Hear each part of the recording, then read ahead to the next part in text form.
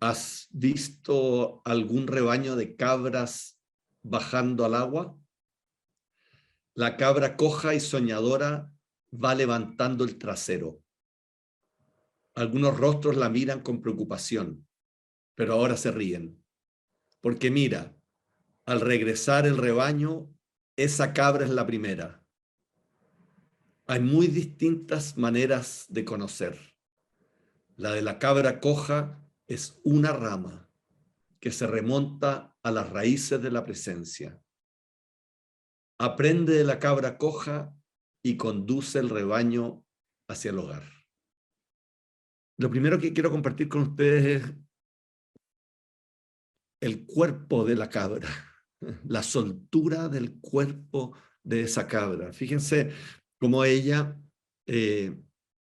va coja, pero no está centrada en su cojera, sino que aparece soñadora y va levantando el trasero, es decir, va moviéndose con alegría. Y esa misma alegría va generando en los demás risa. Al principio la miran con preocupación por la cojera, pero después genera risa. Eh, el cuerpo de la cabra se muestra en este poema como relajado, como suelto, como gracioso. Eh, y quisiera justamente partir con eso para contrastar cómo tengo la impresión de que muchos de nosotros no vivimos el cuerpo de la misma manera y vivimos el cuerpo de una manera más bien tensa y tenemos mucha tensión en nuestros músculos y vivimos más bien apretados.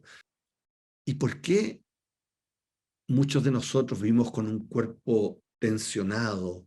Eh, ¿En qué se nota en que vivimos en un cuerpo tensionado? En que a veces vivimos hacia adelante, vivimos con la mandíbula echada hacia adelante y en posición de salir hacia afuera, una posición siempre no quieta, no puesta en nuestro equilibrio, sino siempre hacia... Es como esas personas que se sientan en la orilla de la silla, ¿no es cierto? Como que no logran estar sentadas con toda su humanidad en el asiento, sino que están siempre, de alguna manera, tensionados por el movimiento. Eh,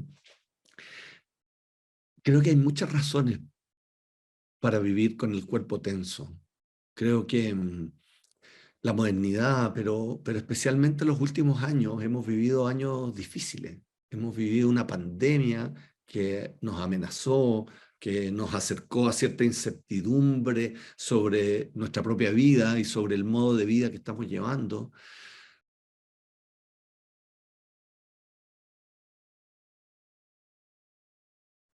Vivimos ante el caos. Y el caos, la realidad, siempre nos supera, siempre nos desborda. La realidad justamente tiene que ver con una suerte de descontrol de los acontecimientos. Esa es la realidad. La realidad va más allá de lo que yo puedo ni siquiera ver, vislumbrar. Muchas cosas ocurren más allá de mi propia horizonte de visión.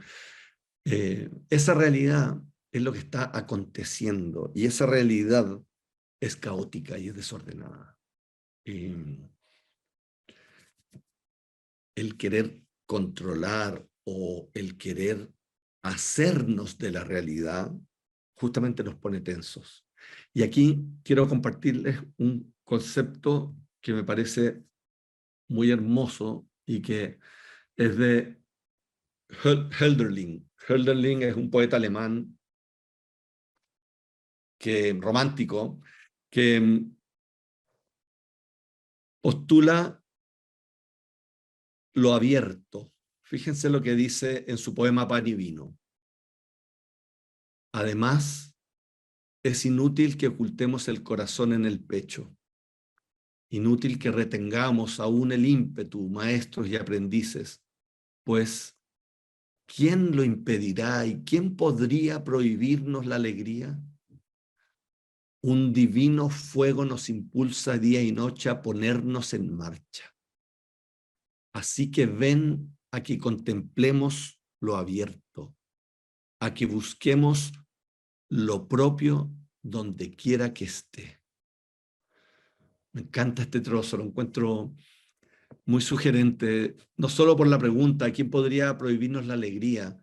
Eh, y esto de que un divino fuego nos impulsa y nos pone en movimiento, pero quiero quedarme con esto de contemplar lo abierto. Ven, ven, ven a contemplar lo abierto.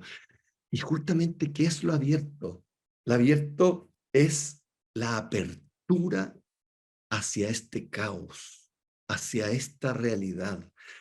Lo que nos propone aquí el poeta es contemplar lo abierto. Y Agamben dice tolerar el aturdimiento de lo abierto.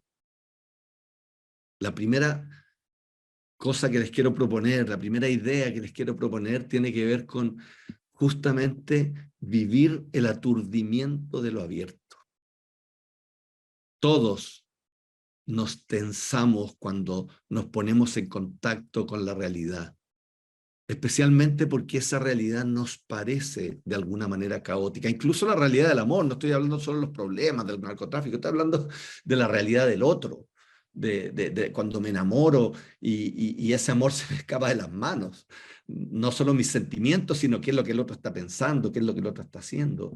O cuando estoy en una clase maravillosa y me doy cuenta de que el profesor sabe tanto que yo nunca voy a llegar a saber eso, o nunca voy a tener esa inteligencia, o nunca voy a tener esa brillantez que veo en una obra de arte, porque la realidad siempre nos supera, siempre nos va superando para, hacia lo maravilloso o hacia lo tremendo, lo caótico, lo difícil. Por eso dice Agamben, citando a Hölderlin, que vivimos cierto aturdimiento frente a la realidad o frente a lo abierto. Y ante ese aturdimiento frente a lo abierto podemos encogernos y apretarnos, llenarnos de angustia o ansiedad, o podemos hacer el camino de la cabra coja. ¿Y qué es lo que hace la cabra coja?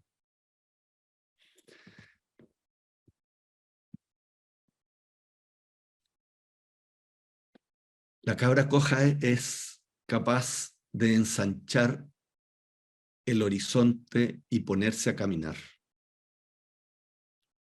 Con su cojera y todo es capaz de iniciar un itinerario, es capaz de sentirse en viaje, es capaz de ensanchar su mirada con nuevos horizontes.